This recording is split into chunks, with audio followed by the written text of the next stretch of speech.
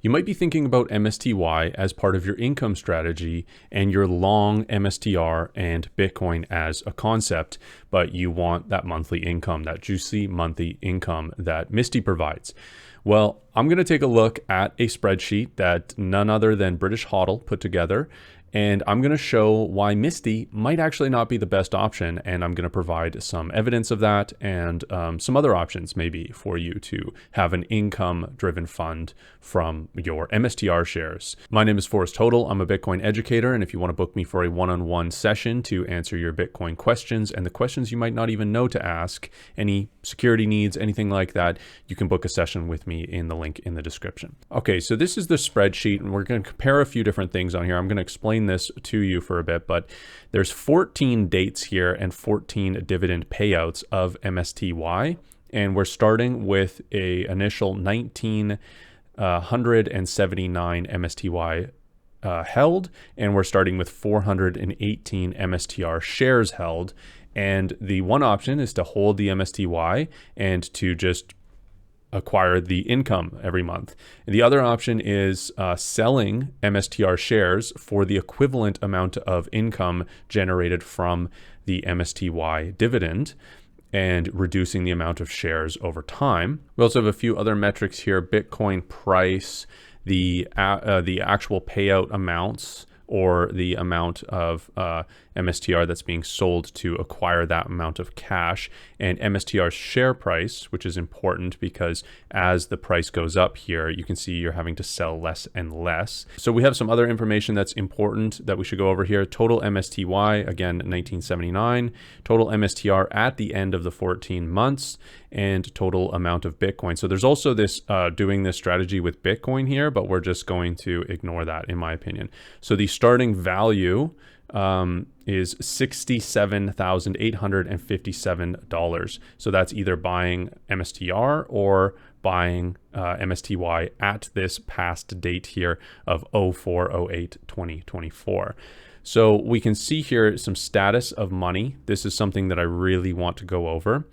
We can see here end value, which is just, this is the same thing but represented in percentage. And we have earned income, which is the biggest mistake here that BritishHODL made. And I'm not the first person to actually point this out. And this video was inspired actually by Soleil's live stream yesterday. Soleil from True North, he pointed out this exact thing, and I just wanted to go a little bit in a different direction after, but he pointed out that these zeros are not correct.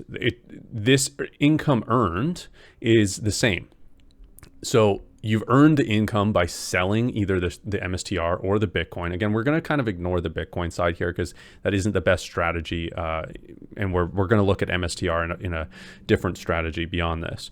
So this zero should actually be exactly the same because you've sold all those MSTR shares, you have gained or you've acquired $73,000. And so because those two things are even, these metrics actually end up being what's important. So at the end of the 14 months of payments, you're left with the MSTR value, even though you're getting rid of so many shares, right? You started with 418 shares. You're only left with 121 shares.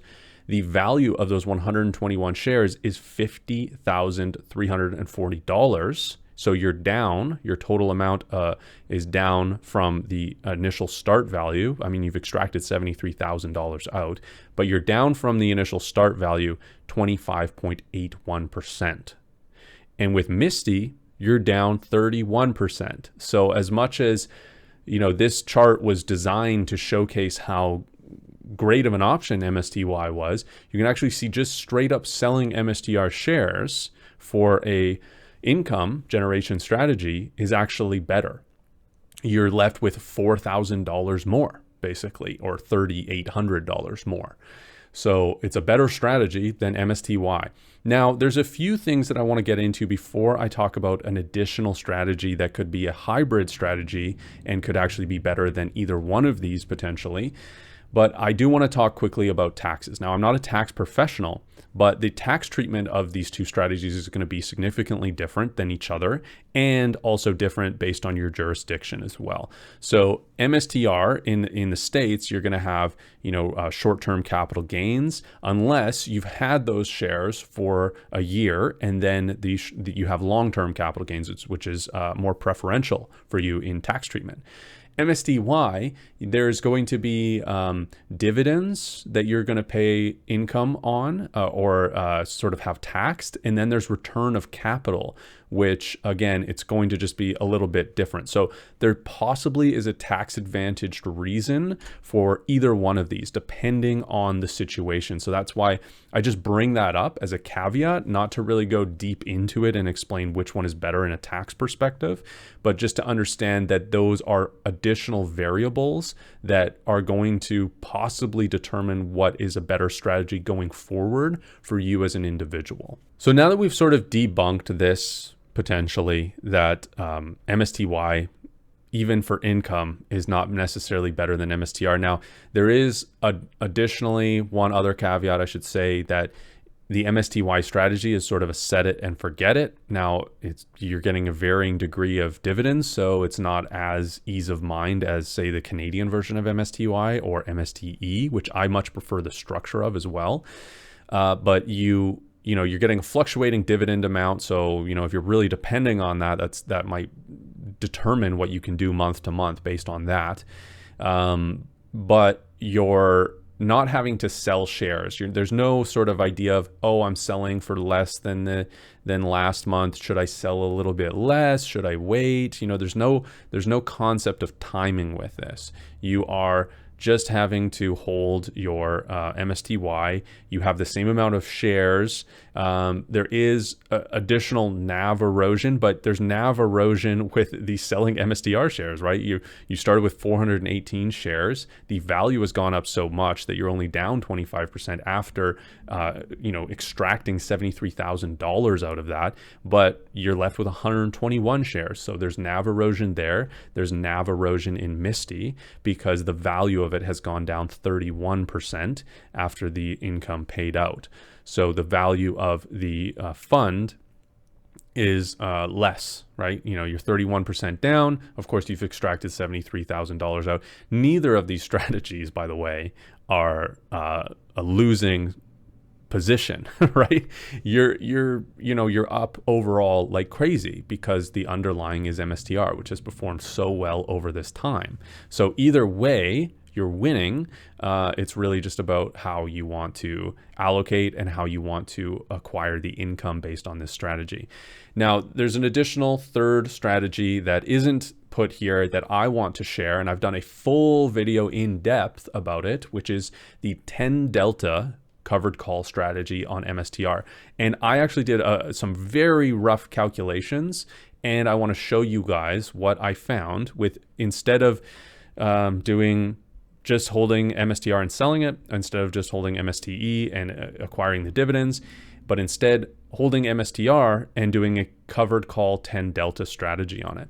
So let's take a look at what I've found. So here we have interactive brokers, and this is all based on today's price. And this is really, really rough math just based on that. But essentially this is the 10 delta call for 1 month out. So I'm going monthly just as the dividends are paid monthly. You could do this weekly. You could, change the strategy up, but it's a 10 delta strategy. So what that means is the delta is -10 on selling this covered call. So basically the market has implied with a calculation here based off of the Black-Scholes and then converted into the percentage of likelihood of this expiring in the money. You can, or basically the break even going beyond this price here is actually what it's calculating. So the probability of profit, which means that the probability that this call that you're selling will get into the money and beyond into, basically the share price will end at 578.51 at this date, which is 29 days from now. The likelihood of that happening is 4%. So 96 out of 100 times, right? Of course, there's, times when MSTR rips and, there's sort of like, this is just an average based on the volatility and the metrics that are available. And that isn't entirely accurate, but there's a 96 out of 100 times this option is going to expire worthless based on this calculation, right? So you can see basically this is really far out of the money, right? Right now, the strategy shares are trading at 453. And what happens, right? If you were to sell these shares today, you're going to earn $453 per share. If you sell a call on this instead, you're selling that at 575. So if that gets into the money, you're selling 100 shares because each one options contract is allotted to 100 shares, but you're selling it well beyond what the current share price is. So there's a guaranteed, sale at 453, or there's a possible sale at 575. So you're able to extract right here. You can see you're able to get a premium for selling this for $350 per contract. Now that is the in between the bid and ask. And I actually did a calculation here on my calculator and I used 340 instead. So I used sort of the bid price. So I went on the conservative side on this. So let's bring over my calculator and I'll show you what I did. What I did was I based off of that spreadsheet the amount of shares that you had in the hundreds. So I didn't, you can't sell calls on 28 shares, right? So you need 100 shares to sell calls on. So basically this month here, you could sell 4 options. These months all combined, you could sell 9 options. These months combined, you could sell 6 options. And these months combined, 1, 2, 3, 4, 5, 6, 7, you could sell 7 option contracts. So I'm not equating for all of these sort of uneven, not 100 numbers. So with all of that said and all of that done at 340 as the average, right? The price is going to fluctuate, the deltas are going to change. There's a possibility as well of these going in the money and you having to sell based on that. But, you could also roll those up and out if you understand a little bit more about options. Or you could simply allow those to expire and then wait for a pullback and enter back into your MicroStrategy position. So essentially with all of that, you're earning $8,840 through options premium of selling these covered call 10 deltas. And this number is not going to be accurate at all based on what I've talked about. This is just a complete estimate based on today's price and today's option 10 delta option based on a month out from today. So now if we take this 8,840, we can start evaluating, does that mean that we have to sell less shares each month? And does that mean that us holding more shares will allow the value of those shares to go up? And will that skew the value, the total amount of MSTR shares, which skews the end value of the MSTR holdings? Now, I didn't calculate this out, but if we were to subtract, month over month, the premium that we've earned from this, again, assuming we never get called and all these kind of assumptions that we have to put in with this, will that, likely, I would say that we would be a lot closer to break even. And of course, we can just add this $8,000, saying that we sell the same amount of shares, but then we're going to make more money every single month because this is added monthly to the amount. But anyway, we could just say we end our value at 58,000, right? Or 59,180. And that is basically, not as down, right? Quite a bit significantly higher than MSTY and higher than just the total, MSTR just selling strategy.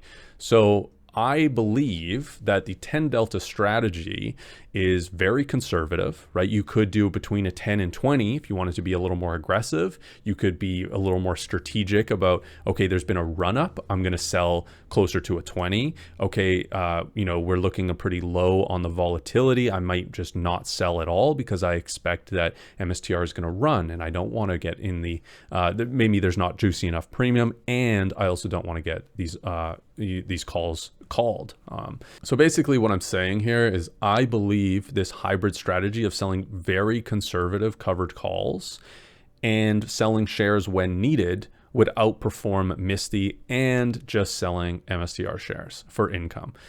We already understand that just selling MSTR shares already outperforms MSTY for the history of the MSTY fund. And to me, that is a really big signal that people are offside with their position here and maybe a little bit uninformed when it comes to MSTY.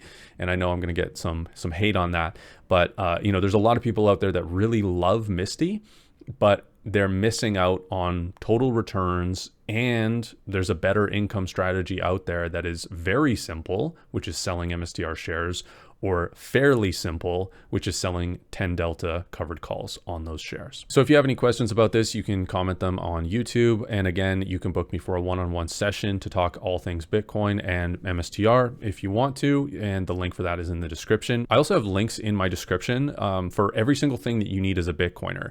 In my opinion, the best options for a hardware wallet, Bitcoin exchange, node, and Stampseed kit. And each one of those has discount links or bonus rewards for signing up. So definitely check those links out, and they go to support this show. And those discount links make you be able to stack more sats. And they're the best possible ways, in my opinion, for the average person to secure their Bitcoin. So check those out. And thanks everybody for watching. And we'll see you on the next episode of Bitcoin, Not Crypto.